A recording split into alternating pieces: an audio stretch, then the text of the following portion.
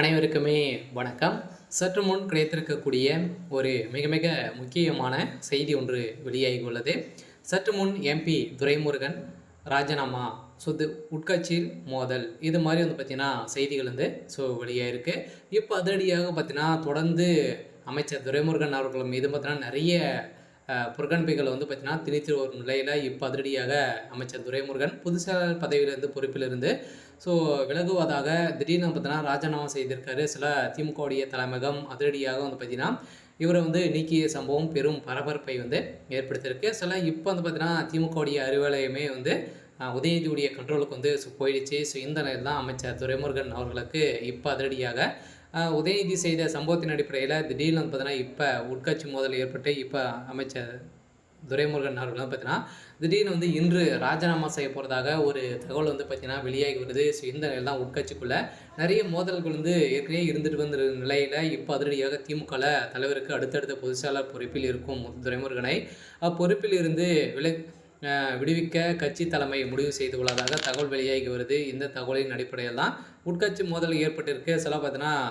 திமுகவுடைய ஒரு முக்கிய ஒரு அனுபவம் வாய்ந்த ஒரு அமைச்சராக இருக்கக்கூடியவர் தான் அமைச்சர் துரைமுருகன். ஸோ இந்த நிலையில் திடீர்னு பார்த்தீங்கன்னா இப்போ உதயநிதி கண்ட்ரோல் போனவுடனே இப்போ அதிரடியாக அமைச்சர் துரைமுருகன் அவர்கள் நீக்கப்பட்ட சம்பவம் பரபரப்பை ஏற்படுத்தியிருக்கு. இருந்தாலுமே வருகின்ற சட்டமன்ற தேர்தலுக்குள்ள என்ன மிகப்பெரிய மாற்றங்கள்லாம் திமுகவில் வரப்போகுது. ஸோ இதை பற்றி இந்த வீடியோவில் நம்ம முழுமையாக பார்க்கலாம். ஸோ அதுக்கு முன்னாடி நம்ம சேனலுக்கு இப்போ தான் நீங்கள் முதல் முறையாக வந்திருக்கீங்க அப்படின்னா மறக்காமல் நம்மளுடைய சேனலை சப்ஸ்கிரைப் பண்ணி சப்போர்ட் பண்ணுங்கள். ஸோ வாங்க வீடியோக்குள்ளே போகலாம். பார்த்தீங்கன்னா அமைச்சர் துரைமுருகன் அவர்கள் திமுகவுடைய ஒரு அனுபவம் வாய்ந்த ஒரு அமைச்சராக தான் இருக்கார் இல்லையா.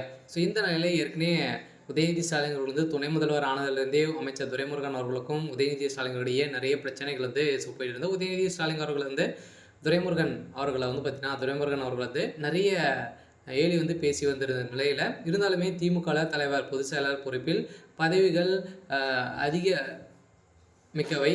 அந்த பதவியின் தலைமைக்கு நெருக்கமானவர்களை பகிர்ந்து நினைப்பது வழக்கம். கருணாநிதி கட்சி தலைவராக இருந்த வரை அவருக்கு மிக நெருக்கமான இருந்தவர் அன்பழகனை பொதுச் செயலாளராகவும் ஆற்காடு வீராசாமியை பொருளாளராகவும் நியமித்து தன் அருகிலேயே வைத்து கொண்டார்.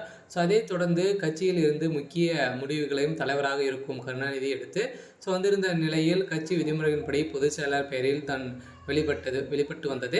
இது ஒரு கட்டத்தில் பொருளாளர் பொறுப்பில் இருந்து ஆற்காடு வீராசாமி நீக்கப்பட்ட நிலையில் கருணாநிதி அதில் தன் மகன் ஸ்டாலினை நியமித்தார். அந்த அறிவிப்பு கூட பொதுச் செயலாளராக இருந்த அன்பழகன் பெயரில் தான் வெளிவந்தது. இருந்தாலும் கருணாநிதி மறைவுக்கு பின்னர் கட்சிக்கு தலைமையேற்ற ஸ்டாலின் சீனியர் என்ற முறையில் அமைச்சர் துரைமுருகன் அவர்களுக்கு இந்த இது செயல்படுது. இந்த நிலையில் தான் இப்போ அதிரடியாக இந்த பொதுச் செயலாளர் பதவியிலிருந்து அவர் விடுவிக்கணும் அப்படிங்கிறத இப்போ பார்த்தீங்கன்னா திமுக பார்த்தீங்கன்னா நீக்கியிருக்காங்க. சரி, ஓகே. இன்றைக்கான அப்டேட் இதுதான். மறக்காமல் நம்மளுடைய சேனலை சப்ஸ்கிரைப் பண்ணி சப்போர்ட் பண்ணுங்கள். தேங்க்யூ.